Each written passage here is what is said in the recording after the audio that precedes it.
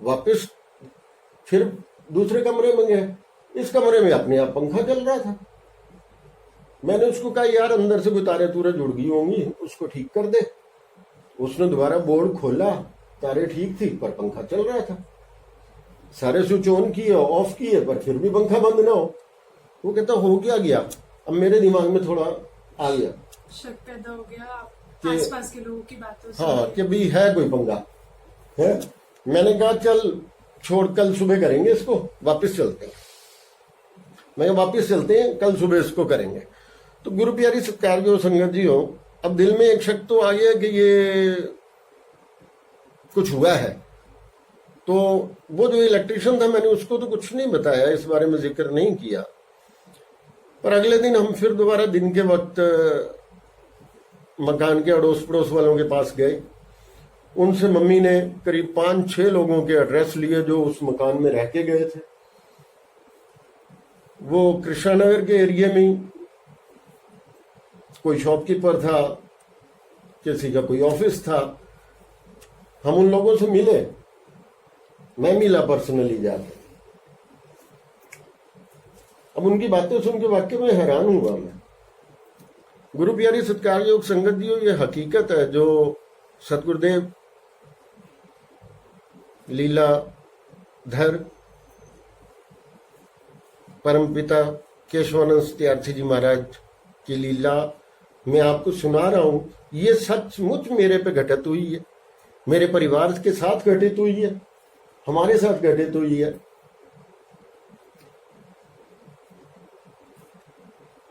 एक शॉपकीपर था, कपड़े की दुकान, साड़ियों की दुकान थी उसकी, लाल क्वार्टर के अंदर। बात की उससे कि हमने मकान लिया। वो भी हैरान हो गया, कहता जी ये तो आपने बहुत बड़ी गलती कर ली, हम तो 1 हफ्ता रहे हैं। हमने कभी हुआ क्या, प्रॉब्लम क्या है ये बताओ। कहता जी प्रॉब्लम क्या होनी, किसी के चलने की आवाज आती है, रात भर सो नहीं पाते, कभी बच्चों के रोने की आवाज आती है, तो पूरी रात जागना पड़ता है। 4 दिन 5 दिन जागते रहे, उसके बाद हमने तो शिफ्ट कर दिया, हम नहीं जाना। दूसरे के पास गए जो हफ्ता 10 दिन और रहे थे, उनसे बात हुई। वो कहते जी हम तो सब्जी बना के रखते हैं वो गायब हो जाती है, फ्रिज में दूध रखते हैं वो गायब हो जाता है। ये सच है जो उन लोगों ने बातें बताई। तीसरे के पास गया, वो कहते जी कोई हवा में बनी हुई एक आकृति सी आती है, हवा उड़ती हुई, कोई व्हाइट कलर का कुछ सामने आ जाता है और फिर गायब हो जाता है। तो एकदम डर के नींद खुल जाती है, तो हम भी सो नहीं पाते वहां पे। इस तरीके से ये बातें सुनते सुनते वाकई में तनाव तो इन बढ़ता बातों को सुन के तो आपको पूरा विश्वास हो ही गया होगा कि वहां पे कुछ प्रेत आत्माएं हैं। नहीं, विश्वास या अविश्वास की बात नहीं, डर हो गया कि वाकई में यहाँ कुछ है। डर हो गया कि वाकई में यहाँ कुछ है। अब क्या था कि जब ऐसा कुछ होता है तो इतना पैसा भी लग गया, सारी पेमेंट दी गई, तब आदमी परेशान हो जाता है और फिर शुरू हो जाता है पंडितों के चक्कर में, ज्योतिषियों के चक्कर में, मौलवियों के चक्कर में कि कहीं से पता लगे, किसी से पता लगे। तो कोई 1-2 मुस्लिम मौलवी भी आए जो अपना कुछ करके गए। आप तो तब भी महाराज जी के फॉलोअर थे ना? बिल्कुल बिल्कुल। तो फिर आप पंडितों के पास या फिर बाकी ये तो अब माता जी की लीला पहले होगी, तब वो माता जी महाराज जी से मिलवाएंगे। तो वही मैं अब बताने वाला हूँ आगे। तो फाइनली जी मुरादनगर के अंदर एक और मुस्लिम ही है, मस्जिद के अंदर बैठते हैं। उनके पास कोई एक किताब है, बहुत सैकड़ों साल पुरानी किताब, पता नहीं अब वो है भी कि नहीं है, 99 की बात है ये। तो क्योंकि उसके बाद दोबारा जाना भी नहीं हुआ हमारा उनके पास। तो उन्होंने जी मकान की मिट्टी उस किताब पे फेंकी, तो एकदम आ गया कि जी ये किसी जमीन के मतलब आप पूछना चाहते हो, तो ये जमीन के ऊपर प्रेत आत्माओं का साया है, इसके अंदर 2 औरतें, 2 आदमी और 1 बच्चे की प्रेत आत्मा का वास है। और उन्होंने किताब बंद कर दी। मैंने कहा जी कोई उपाय? कहता नहीं जी कोई उपाय नहीं। मैंने कहा नहीं जी अब आपके पास इतने लोग आते हैं, ऐसे ही कामों के लिए आते हैं, कोई उपाय होगा, कोई बता दीजिए। कहते नहीं नहीं जी, कोई उपाय नहीं। अब प्यारे सत्कार योग संगतियों, बच्चों, उन्होंने क्या कहा, कहते आप किसको मानते हो? मैं कह जी वैसे तो गुरुद्वारे, हम सिख हैं, गुरुद्वारे जाते हैं। कहते बस फिर गुरुद्वारा बना दो। मैं कहा ऐसा थोड़ी होता है जी, गुरुद्वारा बना दो, इतनी पूंजी लगी, इतना पैसा लगा कि गुरुद्वारा बना देना तो नहीं कोई हल हुआ। उसने कुछ नहीं किया। कहता नहीं नहीं, मेरे हाथ में कुछ नहीं। उस दिन हमें ये पता लगा कि टेंशन क्या होती है वापिस आते हुए, कि हकीकत में मैं गाड़ी ड्राइव करता हुआ वापिस आ रहा था मुरादनगर से, तो एक खड़ी हुई बस के अंदर मैंने अपनी कार मार दी। मेरे को दिख रहा है कि बस खड़ी है, पर मेरा दिमाग काम नहीं कर रहा है कि बी हैप्पी तू ब्रेक लगा ले, है, क्योंकि दिमाग इतना ज्यादा टेंशन में था कि ठोक। अब बस को तो कुछ होना नहीं था, गाड़ी का बोनट तो मेरा गया, पर जी ड्राइवर लड़ने आ गया, चलो सॉरी सॉरी हुई, आगे वापस। अब आता है सिलसिला महाराज जी का, माता जी का। क्या होता है बच्चों के ध्यान सिमरन गुरु का अर्थ ही ये है कि जब तुम जगह जगह जाके थक जाओ, शांत होके बैठ जाओ, तब वो तुम्हारे अंदर प्रकट होता है, तब वो तुम्हारे अंदर से दर्शन देता है। तो ऐसा ही हुआ। अब लगभग मकान लिए 6 महीने बीत गए। गुरु प्यारी सत्कार योग संगत जियो, 6 महीने का लंबा अरसा।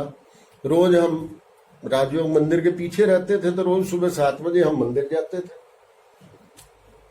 रोज महाराज जी के दर्शन करते थे, पर किसी भी दिन ऐसा बात करने का विचार मन में नहीं आया था कि महाराज जी को कुछ बताएं। पर माता जी ने मम्मी से पूछ लिया कि वो आपने मकान लिया था, क्या आपने मकान लिया था? तो ना कोई सत्संग कराया, ना कीर्तन कराया, ना कोई प्रोग्राम, क्या बात है?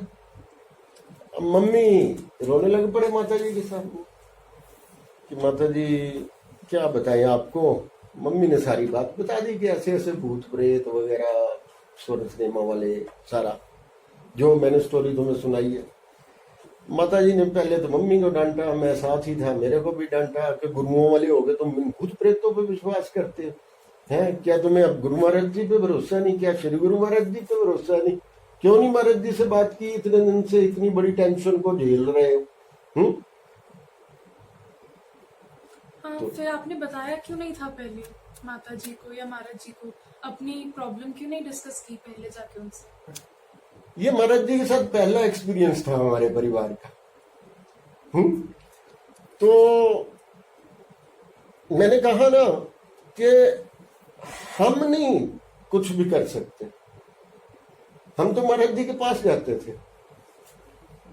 हाथ दे के रखना तो उनका काम है? हाथ तो आशीर्वाद तो उन्होंने देना है। तो अब पता नहीं कृपा कब होनी थी, तो वो दिन था शायद कृपा का। तो माता जी ने कहा मैं महाराज जी से बात करूंगी, कल आना सुबह 7 बजे, जब आओगे महाराज जी से मिलना।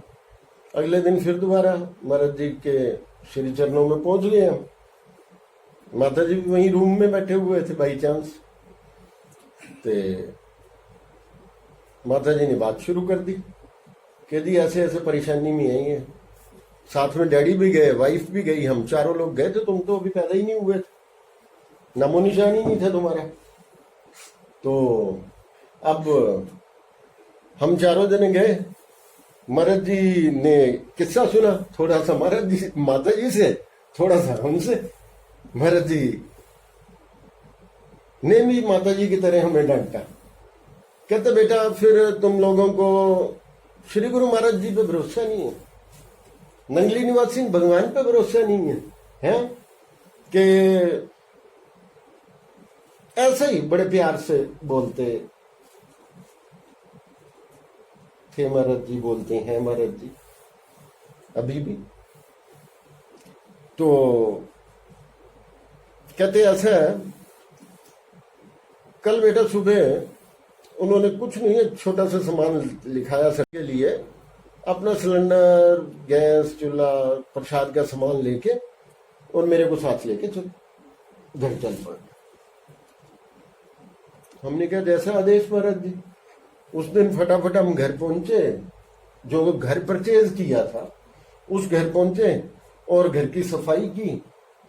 महाराज जी के बैठने के लिए सोफा चेयर और दरी दुरी जैसी ऐसी चीजें ले गए, साथ में किचन का सामान, सिलेंडर और जो प्रसाद बनाने के लिए था वो ले गए। अब अगले दिन सुबह महाराज जी के श्री चरणों में पहुंच के अरदास की कि महाराज जी आपने आज चलना है, चलिए। महाराज जी चल पड़े साथ, हमारे साथ हमारी गाड़ी में बैठे। जो घर परचेज किया था कृष्णा नगर, वहां पहुंचे। 1 मिनट या 30 सेकंड घर के बाहर रुके।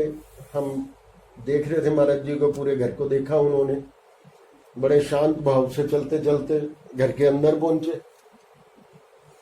जहां